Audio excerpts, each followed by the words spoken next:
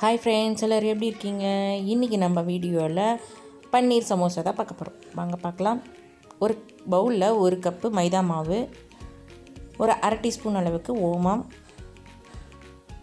உப்பு தேவையான அளவு சேர்த்திட்டு, பட்ரு இந்த மாதிரி கொஞ்சம் 250 கிராமில் கொஞ்சம் கால்வாசி சேர்த்துட்டு, பட்டரை நம்ம பாடி டெம்பரேச்சர்லேயே இப்படி மாவில் பிசையணும்.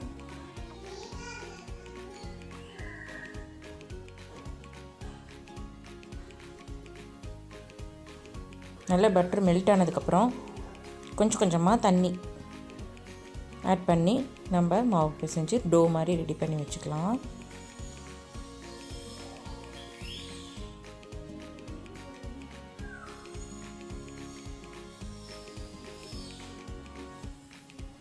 இப்போ டோ ரெடி ஆயிடுச்சு.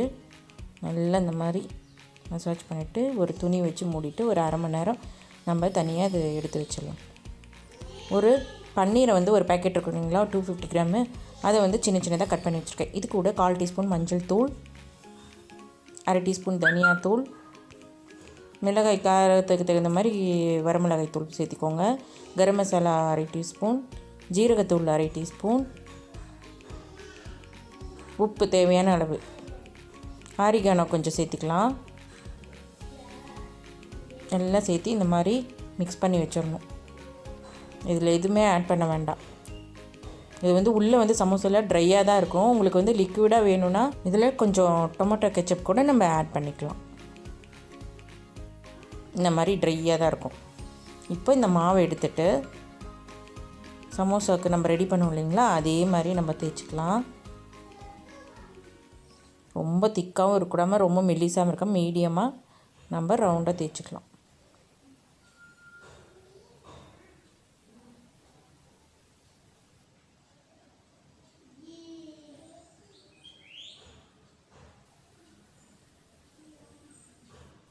இந்த மாதிரி ரெடி பண்ணிவிட்டு நைஃப் வச்சுட்டு இதை பாதியாக கட் பண்ணிக்கலாம்.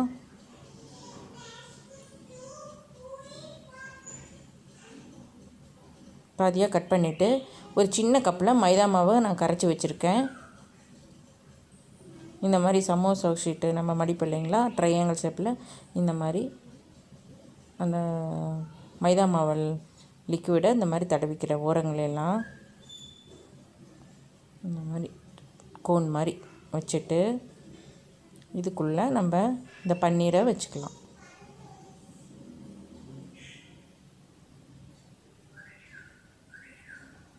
இதையும் நம்ம க்ளோஸ் பண்ணுறதுக்காக மைதா மாவை தடவிக்கலாம் ஓரங்களில். இந்த மாதிரி ரெடி பண்ணி எல்லாத்தையும் ரெடி பண்ணி வச்சுக்கலாம். இப்போ எல்லாம் ரெடி ஆயிடுச்சு. இப்போ இதை நம்ம டீப் ஃப்ரை பண்ணிடலாம். இப்போ எண்ணெய் காஞ்சிருச்சு. ஒன்று ஒன்றா எல்லாத்தையும் போட்டுருவோம்.